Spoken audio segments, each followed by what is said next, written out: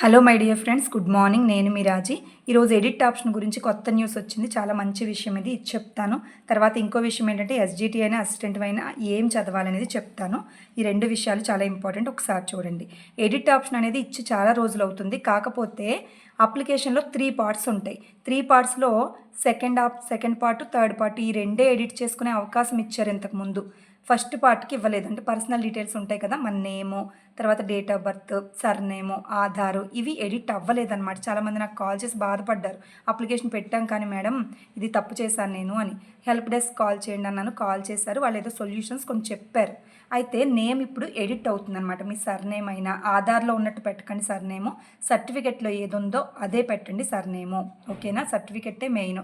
సర్టిఫికెట్లో ఉన్న language, first language ఏముంది, second language ఉంది, పర్సంటేజ్లు, అలాగే నేము, మీ ఫాదర్ నేము, మదర్ నేము, సర్టిఫికెట్లో ఏముందో అదే ఫైనల్. అవి పెట్టుకోండి. ఇవి మాత్రం ఎడిట్ అవుతున్నాయి. డేట్ ఆఫ్ బర్త్ కూడా కొంతమంది తప్పు చేశారు, అది కూడా ఎడిట్ చేసుకోండి.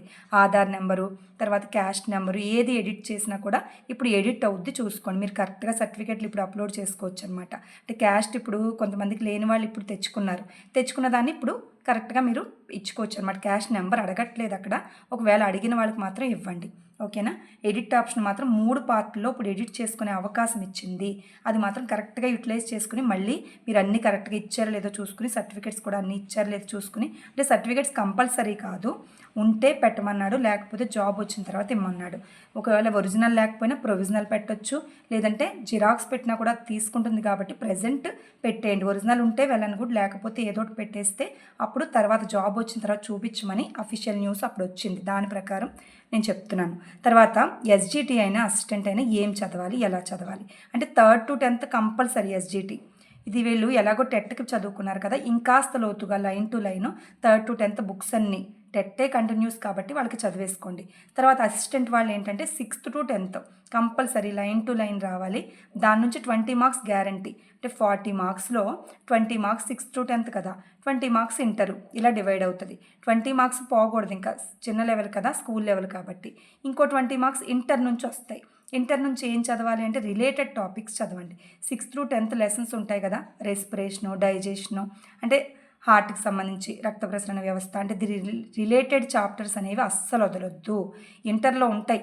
ఫస్ట్ ఇయర్, సెకండ్ ఇయర్లో ఏవైతే 6th to 10th continuous chapters ఉన్నాయో, అసిస్టెంట్ అయినా, తర్వాత అసిస్టెంట్ ఏ వాళ్ళైనా, అంటే మ్యాథ్స్ వాళ్ళైనా, ఏ సబ్జెక్ట్ వాళ్ళైనా, సోషల్ అయినా, సైన్స్ అయినా, ఏ సబ్జెక్ట్ అయినా సరే, నాదైతే ఇంటర్ బయాలజీ, ఏ సబ్జెక్ట్ వాళ్ళైనా ఇంటర్ రిలేటెడ్ చాప్టర్స్ అస్సలు వదలొద్దు. మిగతా టైం మిగిలితే, మీకు టైం మిగిలితే కాదు, మిగిల్చుకొని మిగతా చాప్టర్లు చదవండి. వదలమని అనట్లేదు, అన్ని చాప్టర్లు చదవాలి. కానీ 6th to 10th రిలేటెడ్ చాప్టర్లు మాత్రం అస్సలు వదలకుండా కంపల్సరీ వాటి నుంచి ఒక 20 మార్కుల్లో 10 మార్కులు 6th to 10th related chapter నుంచే వస్తాయి. ఇంకో 10 మార్కులు అనేవి మీరు ఎక్స్ట్రా చాప్టర్లు ఉంటాయి కదా, అవి కూడా చదవాలి. ఓకేనా? అన్ని చాప్టర్లు చదవాలి, కానీ సిలబస్లో ఉన్న అన్ని చదవండి. కానీ 6th to 10th రిలేటెడ్ చాప్టర్స్ని అస్సలు వదలకండి, ముందుగా చదివేసుకోండి. ఓకేనా? అంతర్యుద్ధం మనకి ఏదో చాలా అంతర్యుద్ధం లోపల జరుగుతుంది. బయట పాకిస్తాన్కి ఇండియాకు ఒక బేకర్ యుద్ధం అనేది జరుగుతుంది. అది ఎప్పటి నుంచో ఉంది, తెలిసిందే. మనకి డిఎస్సి గురించి లోపల యుద్ధం జరుగుతుంది. చాలామంది ధర్నాలు చేస్తున్నారు ఇంకా టైం పెంచమని. అది ఏమవుద్దో తెలియదు, కానీ మ్యాక్సిమం 90% పోస్ట్పోన్ అనేది అవ్వదు.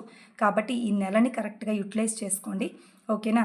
ఈ అంతర్యుద్ధం లోపల ఏం చదవాలి, ఎలా చదవాలి, ఎక్కడికి వెళ్ళి చదవాలి, ఎలా ప్రాక్టీస్ చేయాలని ఇవన్నీ వదిలేసి ఉన్న బుక్స్ దగ్గర చాలు. ఇంకొత్త బుక్స్ కొనకుండా ఉన్న బుక్స్ దగ్గర పెట్టుకుని కరెక్ట్గా ప్లాన్డ్గా చదువుకోండి. ఓకేనా? Thank you so much.